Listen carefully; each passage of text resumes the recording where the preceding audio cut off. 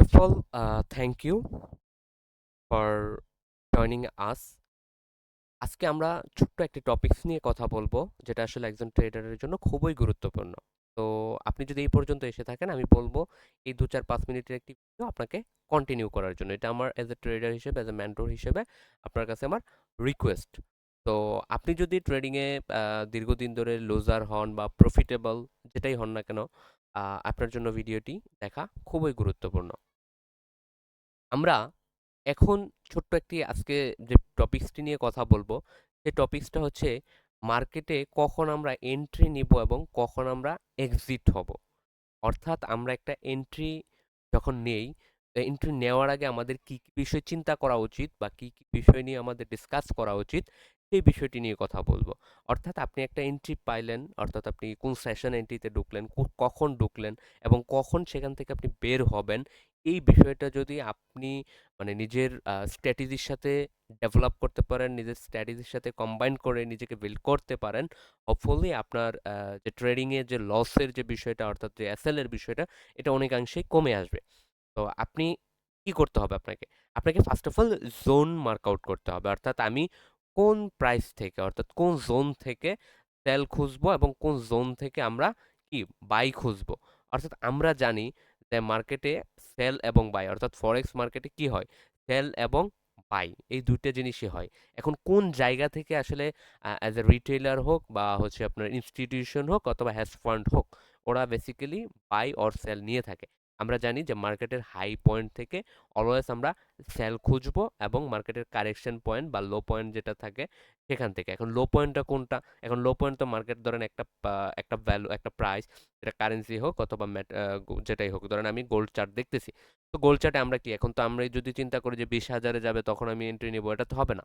তো আপনাকে খুঁজতে হবে কি কোথায় কারেকশন হচ্ছে, অর্থাৎ কারেকশনটা কোন জায়গায় হয়?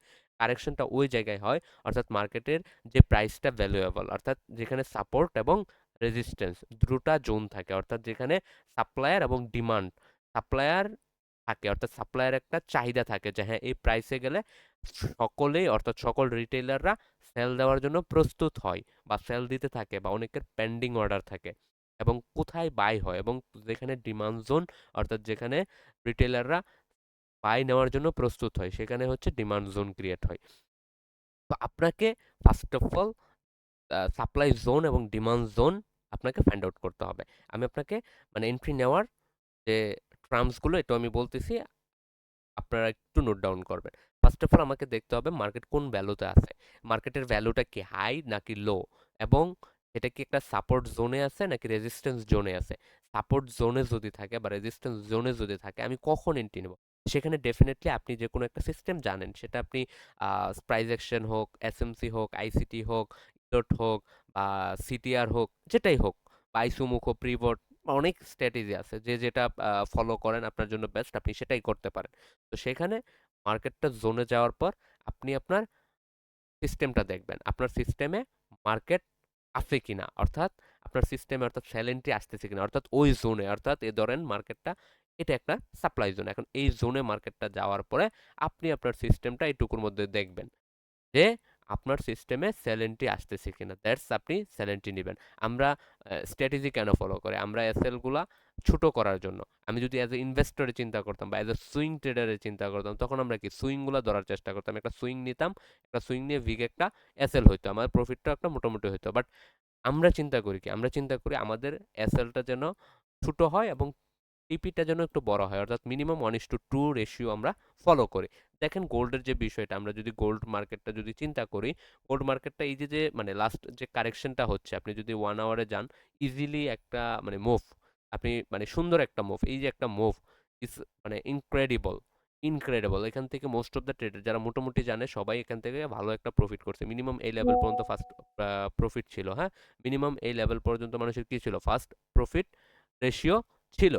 দেন সেকেন্ড হচ্ছে এই পর্যন্ত, অর্থাৎ যারা একটু লং চিন্তা করছে তারা এই লেভেল পর্যন্ত টিপি নিছে। সেকেন্ড টাইম দেখেন এই যে একটা সাপোর্ট জোন, এই যে একটা সাপোর্ট জোন, অর্থাৎ এখানে কি, এখানে পুরোটা একটা ডিমান্ড জোন ছিল।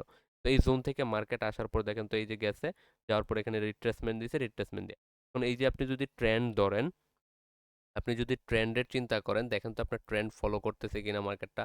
দেখেন আপনার কিন্তু ট্রেন্ডটা কিন্তু সে কি ফলো করেই উঠতেছে। অর্থাৎ আমরা যদি আমাদের মার্কেটের ট্রেন্ডটা ধরতে পারি, ফার্স্ট অফ অল ট্রেন্ড ধরে আমরা যদি জোনগুলো ফাইন্ড আউট করতে পারি, আমাদের এসএলগুলো অটোমেটিক কমে আসবে। আমরা আমি বারবারই বলি, আপনারা ধৈর্য ধরেন, মার্কেটে ধৈর্য ধরে এন্ট্রি নিবেন, এক্সিট করবেন। অর্থাৎ আপনাকে এন্ট্রি পয়েন্ট এবং এক্সিট পয়েন্টটা আপনাকে ক্লিয়ার হতে হবে। আপনি যদি পয়েন্ট এবং এক্সিট পয়েন্টটা ক্লিয়ার হতে পারেন, হোপফুলি আপনি এসএল থেকে অনেক গুণ রক্ষা পাবেন। তো সবাইকে আমি বারবার বলি যে মার্কেটে আসবেন, তাড়াহুড়ার কিছু নাই। আপনার মার্কেটের মতো চলুক, আপনি আপনার মতো চলেন। আপনি আপনার সিস্টেমের বাহিরে যাবেন না। তো সবার উদ্দেশ্যে শুভকামনা রইল। Happy trading. সবাই ভালো থাকবেন এবং সিস্টেমটা ফলো করার চেষ্টা করবেন। আপনার নিজের সিস্টেমের সাথে এটা একটু কম্বাইন করার চেষ্টা করবেন, ব্যাক টেস্ট করবেন, দেখবেন যে আপনার সিস্টেমের সাথে যায় কিনা। যদি আপনার সিস্টেমের সাথে যায়, তো ডেফিনেটলি ব্যাক টেস্ট করে দেন হচ্ছে রিয়েল মার্কেট ইমপ্লিমেন্ট করবেন। ধন্যবাদ সবাই।